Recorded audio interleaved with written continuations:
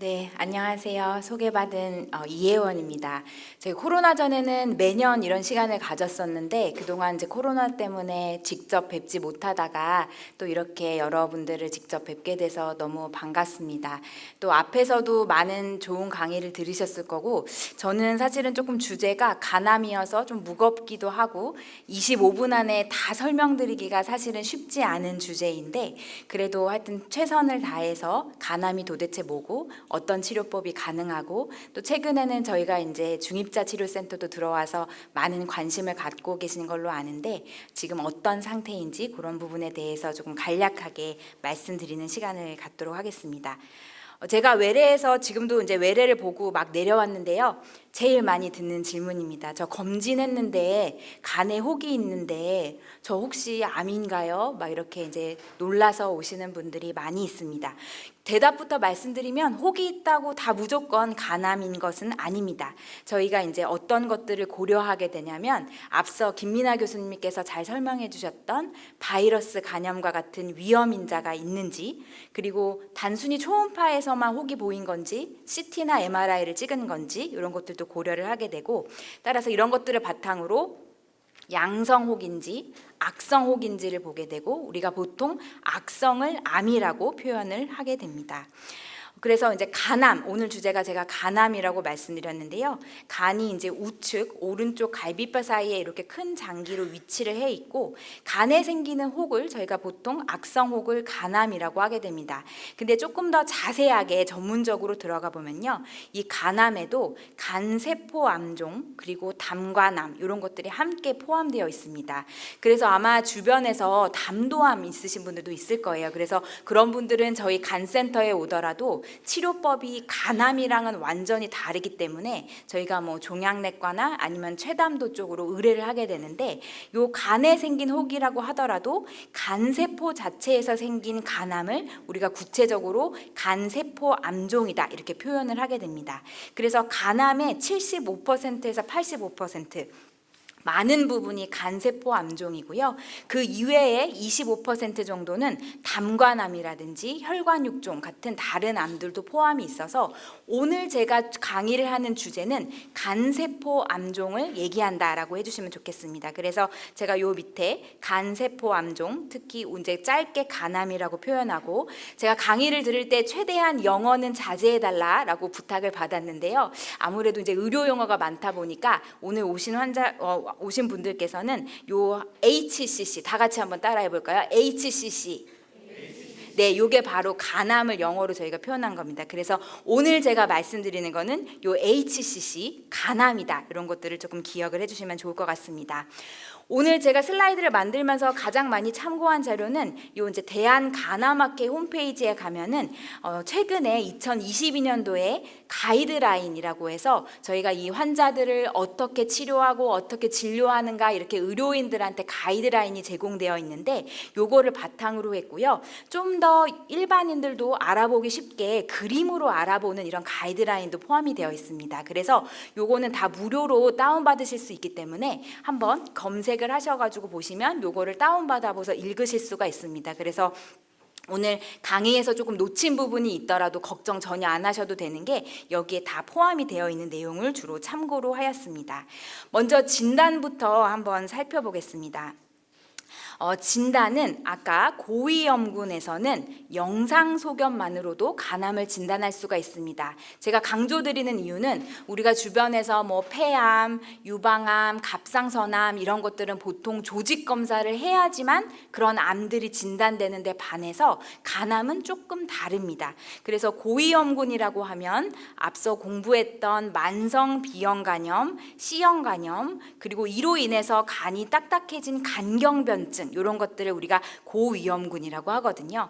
그래서 이런 고위험군이 있는 경우에는 CT나 MRI에서 전형적인 간암의 소견이 있다라고 하면은 조직 검사 없이도 진단을 할 수 있는 조금 다른 암종과는 특징을 갖고 있습니다. 하지만 그렇다고 해서 조직 검사를 뭐 다 안 하는 건 아니고요. 우리가 이제 여러 가지 이게 정말 간세포 암종인지 담도암인지 모르는 경우도 있고 또 치료를 위해서 조직 검사가 꼭 필요하다고 판단이 되는 경우에는 의사와 상의하에 조직 검사를 시행하기도 합니다. 하지만 필수 요건은 아니다라는 것이 제 포인트고요. 또 이제 감시 검사로는 아마 이제 그냥 만성 바이러스 감염이 있으신 분들은 초음파 검사 그리고 알파 태아단백이라는 종양 표지자를 6개월마다 하고 계실 텐데요. 이런 감시 검사 보통은 초음파 검사에서 새롭게 1cm 이상의 혹이 발견되었다. 이런 고위험군 환자의 경우에는 지체하지 않고 바로 CT나 MRI 같은 추가 영상 검사를 통해서 이것이 암인지 아닌지를 우리가 판단을 하게 됩니다. 그래서 MRI 사진을 제가 이제 하나 보여드리려고 가져왔습니다. 요거는 이제 초음파 사진인데요. 간경변증, 간이 이렇게 우둘투둘하고 딱딱한 소견이 있었던 환자이고 안 보이던 약 2cm짜리 혹이 발견이 되어서 이제 정밀 MRI 검사를 시행하였습니다.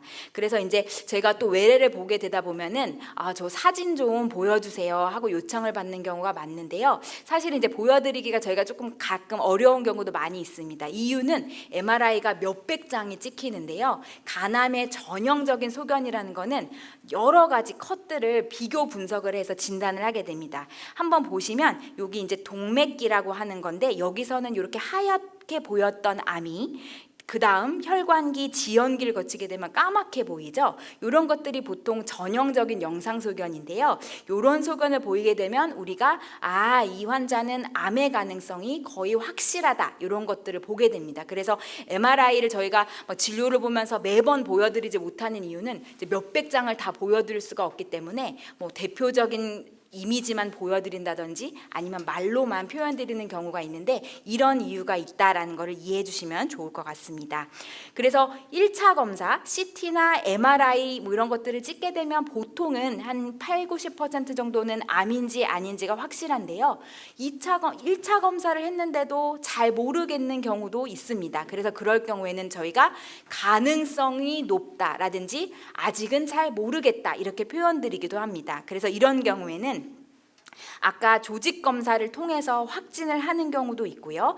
영상 검사에서 확실하지 않은 경우에는 바로 찍지 않고 3개월에서 6개월 기다렸다가 다시 한번 영상 검사를 해봅니다. 그 이유는 만약에 악성일 경우에는 얘네들이 크기가 커진다든지 옆에 퍼진다든지 모양이 변한다든지 이런 거에 걸리는 시간이 보통 한 3개월 정도는 기다려야 되기 때문에 그렇게 기다렸다가 다시 찍어보는데요. 그렇지 않은 고위험군 환자들에서는 보통 이러한 CT, MRI를 통해서 보통 진단이 가능하다라고 기억을 해주시면 좋겠습니다. 그래서 지금까지는 진단에 대해서 말씀드렸고요. 두 번째 이제 간암이 진단되었다. 그러면 두 번째로 많이 듣는 질문은 저 그러면은 몇 기예요? 저 병기가 어떻게 돼요? 이런 질문을 많이 듣게 됩니다. 그래서 병기를 또 저희가 어떻게 나누는지 한번 보여드리겠습니다. 조금 지금부터는 집중을 해서 들으셔야 기억을 하실 수가 있을 텐데 모든 거를 다 기억하실 필요는 없고 저희가 어떻게 병기를 나누는가에 대해서만 기억을 해주시면 좋겠습니다. 아까 제가 그 가이드라인을 보여드렸었는데 그 가이드라인에서는 이 Modified UICC라는 병기를 기본으로 쓰라고 되어 있습니다. 근데 이거는 뭐냐면 암의 개수, 크기, 혈관 침범이 있는가 없는가 요 세 가지를 기본으로 해서 병기를 나누게 됩니다. 그래서 보시면 암의 개수가 2개 이상인 경우 1번, 암의 크기가 2cm 이상인 경우 2번, 혈관 침범이 있는 경우를 3번으로 했을 때 아무것도 해당이 되지 않는다. 그러면 암이지만 1기, 아주 초기에 해당을 하고요. 요 세 가지 중에서 하나라도 있다. 그러면 2기. 이고 요 세 가지 중에서 2가지 이상에 해당이 된다. 그러면 3기.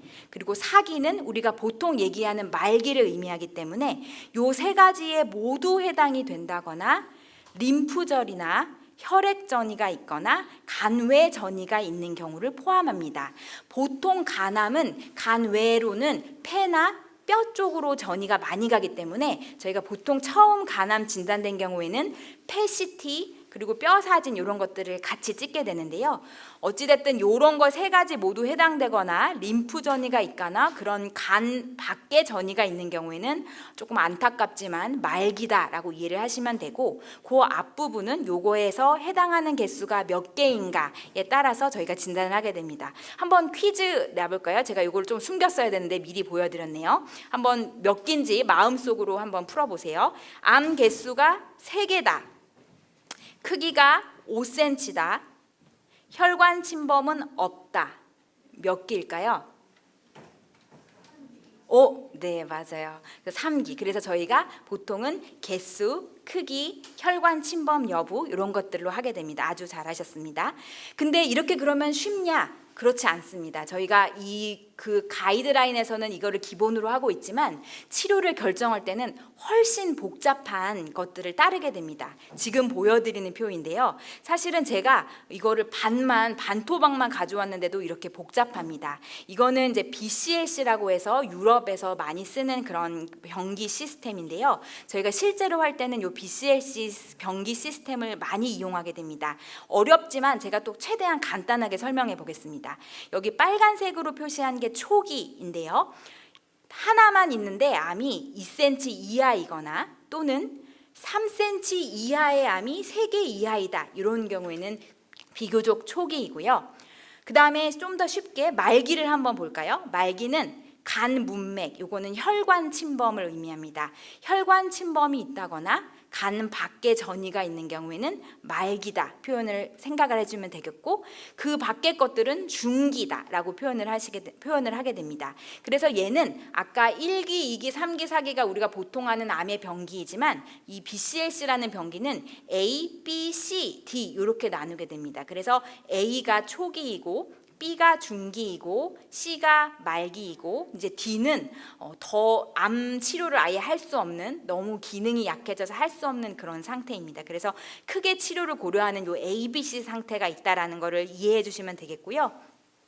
요것만 있으면 그나마 간단합니다. 간암 치료는 쉽지가 않은 것이 요거 플러스 환자의 간 기능이 어떤가, 일상생활 수행 능력이 어떤가, 이 환자가 잘 걸어다니고 밥도 먹고 운동을 할 수 있는가 없는가에 따라서 요 ABC가 또 자세하게 나뉘고 치료 방법도 바뀌기 때문에, 그래서 다른 치료와는 조금 더 복잡한 그런 병기 시스템을 갖고 있습니다. 하지만 다 기억 안 하셔도 되고요. 기본적으로 어떤 혈관 침범이 있다거나 다른 장기에 전이가 있는 경우는 다른 암과 마찬가지로 말기에 해당하고 초기나 중기 이렇게 나뉠 수 있다. 요 정도만 기억을 해주셔도 되겠습니다.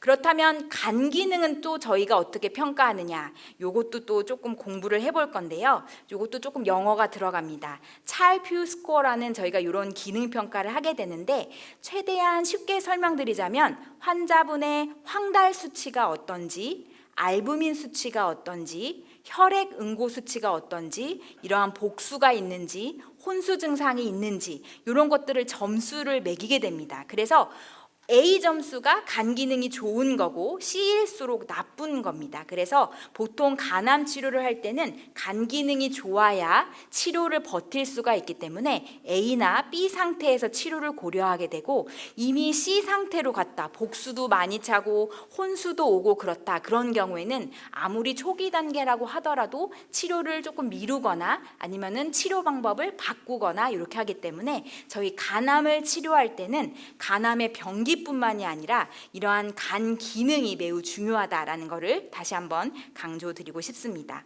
지금까지는 병기에 대해서 말씀드렸고요. 이제 남은 시간은 치료에 대해서 한번 알아보겠습니다. 초기, 중기, 말기 각각 어떤 치료가 있는지 한번 알아보겠습니다. 처음으로 초기 치료부터 한번 보겠는데요.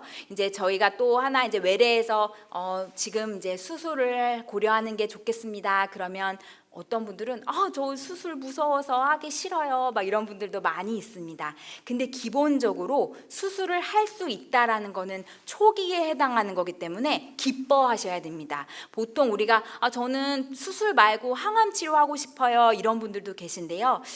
의학적으로 따지면 항암 치료라는 거는 수술이나 시술이 안 되는 상태에서 많이 진행된 암에 하는 거기 때문에 무조건 간암에서는 항암 치료를 하는 것이 다 좋은 것만은 아닙니다. 그래서 간암에서는 수술을 시도해 볼 수 있다라는 것이 오히려 좋은 사인이다라는 것을 기억해 주시면 좋겠고요. 앞서 제가 말씀드렸지만 개수가 적고 크기가 작은 것들이 초기 간암이라고 말씀드렸고, 이러한 초기의 대표적인 치료는 수술, 그리고 간 이식, 또 고주파술, 이런 것들을 우리가 해볼 수가 있습니다. 각각을 제가 다 자세하게 말씀드릴 시간은 없을 것 같아서 그냥 대표적인 간략한 부분만 말씀드리겠습니다. 그래서 수술은 언제 고려하느냐? 간 기능이 잘 보존된 환자입니다. 아까 제가 간 기능이 좋은 게 A라고 했어요? C라고 했어요?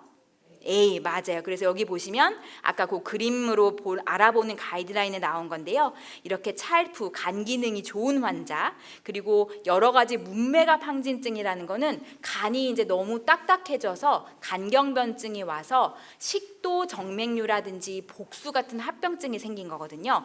이러한 합병증이 없고 황달이 없는 간 기능이 좋은 환자에서 1차적으로 고려할 수 있는 것이 바로 간절제 수술입니다. 그래서 주변에서 간암을 진단받았는데 수술을 해봅시다라고 하는 거는 비교적 초기이기 때문에 조금 안심하셔도 되겠다라는 이런 사인이고요.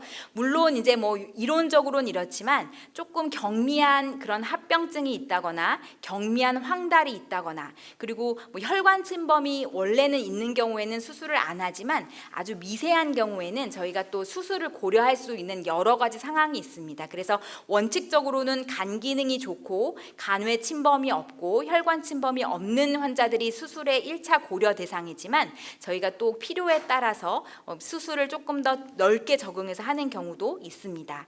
그리고 저 뒤에 이어서 이제 이식외과 이재근 교수님께서 간 이식을 언제 하는지에 대해서 말씀해 주실 거라서 제가 자세하게 다루진 않을 건데요. 아까 이제 간 기능이 나빠서 간 절제가 불가능하다거나 또 간암이 있긴 하지만 비교적 초기인 경우에는 우리가 간 이식을 고려할 수도 있습니다. 그래서 이러한 치료법이 있기 때문에 수술이 안 된다고 하더라도 또 2차적 또 다른 이식이라는 좋은 도구가 방법이 있기 때문에 요거는 저의 다음 시간에 조금 더 자세하게 공부를 하시면 되겠습니다. 그리고 초기 치료의 마지막으로 고주파술이 있다고 말씀드렸었죠. 고주파 열 치료술이라고 하고요. 한글말이 조금 더 어렵습니다. 영어로 한번 따라해 볼까요? RFA.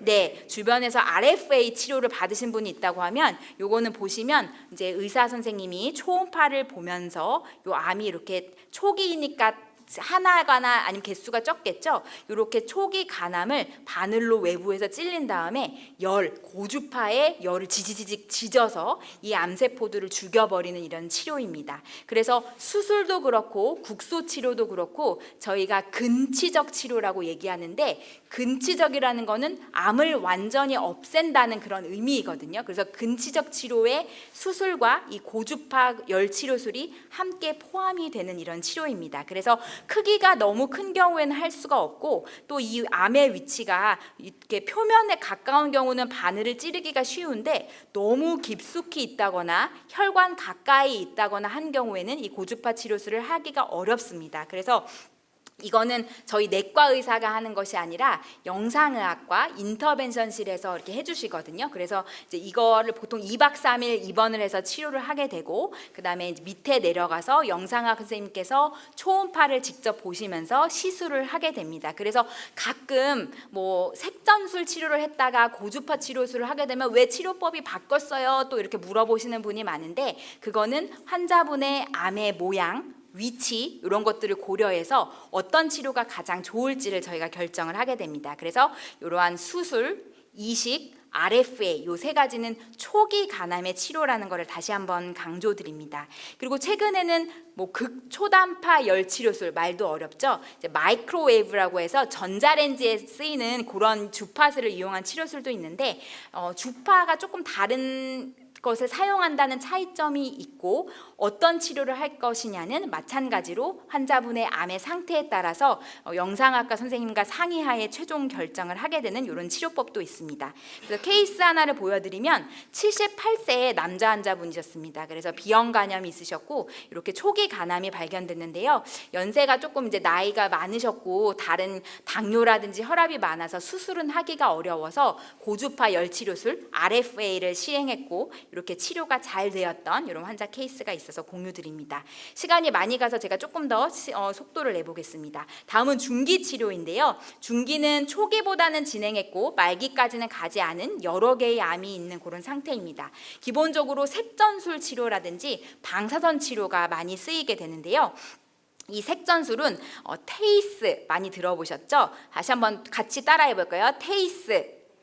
네, 이런 색전술입니다. 그래서 원리는 여기 보시면 이 허벅지에 있는 대퇴동맥을 통해서 저희가 이렇게 접근을 합니다. 그래서 암이라는 게 자꾸 퍼지는 이유가 이렇게 혈관을 자꾸 생성해서 암세포에 영양분을 공급하기 때문에 암이 자꾸 자라나고 옆으로 퍼지고 하는 그런 거거든요. 그래서 이렇게 암을 먹여 살리는 혈관에다가 항암제를 쏘아버려서 이 암이 먹을 게 없도록, 먹을거리가 없도록 하는 치료가 쉽게 말하면 색전술입니다. 마찬가지로 2박 3일 입원을 하게 되고요. 이렇게 이제 혈관을 통해서 암세포에 접근을 해서 하게 됩니다. 그래서 뭐 여러 가지 DB 테이스라는 거는 이제 조금 더 미세구를 조금 더 정밀하게 하는 치료법들이 있지만 다 기억하실 건 없고 여러 개 개수가 여러 개이고 중기 이상의 치료에는 이런 색전술 치료를 한다라고 기억을 해주시면 좋겠고요. 최근에는 또 방사선 색전술이라는 게 있습니다. 이거는 방사선 물질을 암세포에 집어넣는 건데요. 장점은 이 방사선이 계속 암에 잔류해서 서서히 물질을 내서 계속해서 암을 죽이는 치료 효과를 갖게 됩니다.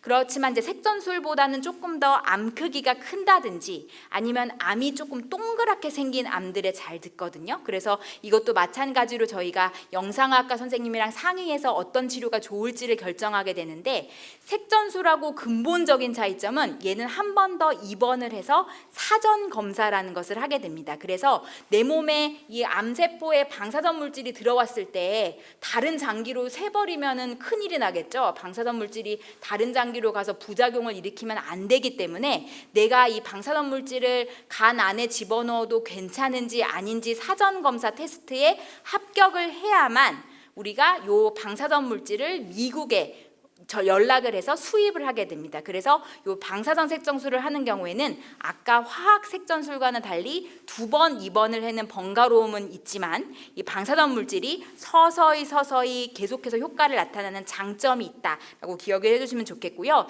예전에는 1,000만 원이 넘는 조금 많이 비쌌는데 지금은 그래도 한 700~800만 원 정도로 조금 많이 비용이 그래도 비싸긴 하지만 조금 좀 감소했습니다.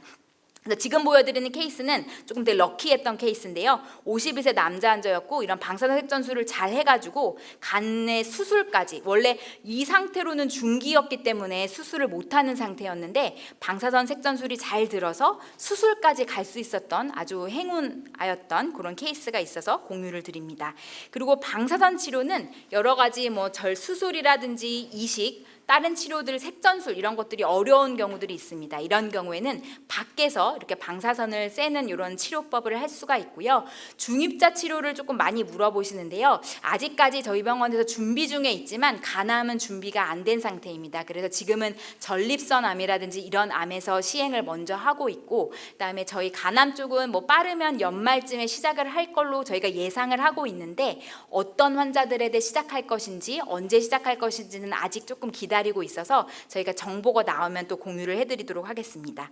이제 마지막으로 말기 치료를 보겠습니다. 말기 치료는 혈관 침범, 림프절, 다른 장기 침범이라고 말씀드렸고요. 기본은 항암 치료입니다. 지금 간암에서 1차 항암 치료는 이름도 어렵습니다. 아테졸리주맙, 베바시주맙이라는 면역 항암 치료인데요. 저희가 줄여서 아테베바 치료 이렇게 얘기하기도 합니다. 그래서 이러한 면역 항암 치료인데 요거를 1차로 사용하고 있고 하지만 이제 제한점은 이전에 전신 항암 치료를 한 경험이 없어야 되고요. 간 기능이 A여야 되고 환자가 퍼포먼스, 일상생활을 잘 수행할 수 있어야만 이런 항암 치료를 할 수가 있습니다. 그래서 아까 계산을 했더니 간 기능이 B다. 그러면은 지금 보험에서 처방을 못하게 되어 있기 때문에 어떻게든 A가 되어야만 저희가 처방을 할 수가 있고요. 3주마다 주사를 맞게 되는 거고 외래에서 맞습니다. 그래서 입원하지 않고 외래에서 이렇게 3주마다 맞으면서 하는 하는 조금 그런 치료입니다. 그래서 이전까지만 해도 이렇게 옆에 보시는 경구약제를 먹었었는데 소라페닙이라든지 렘바티닙 이런 것들이 있고 이제 지금은 2차 치료로 많이 쓰이고 있고요. 요거와 요거의 차이는 소라페닙 같은 경우에는 간 기능이 조금 떨어져 있는 B 환자도 처방을 할 수 있도록 되어 있기 때문에 만약에 이러한 면역 항암 치료를 1차로 시작하지 못하는 경우에는 보통 이러한 경구약제를 고려를 하고 있습니다. 그래서 이런 아테베바를 썼을 때 환자의 생존율이 어떤가? 이제 이런 면역 항암 치료를 쓴다는 것은 말기 환자라고 말씀드렸죠. 그래서 기존의 소라페닙이라는 경구 약제보다 약 한 6개월에서 7개월 정도 생존 기간을 늘렸고, 그다음에 암이 진행되는 거를 한 2개월에서 3개월 정도 조금 늘렸다는 건 있지만 이게 완전히 암을 없애는 치료, 근치적 치료는 아니기 때문에 그럼에도 불구하고 암이 진행될 수 있는 그런 위험성은 갖고 있습니다. 그래서 뭐 이제 그 다음에 1차 치료에 실패했을 때는 뭐 여러 가지 선택지가 있지만 아직은 간암은 보험으로 쓸 수 있는 약제가 많지 않기 때문에 조금 제한점이 있습니다. 그래서 이 환자 같은 케이스도 보시면은 암의 범위가 넓고 혈관 침범도 있었던 말기 환자 케이스였고요.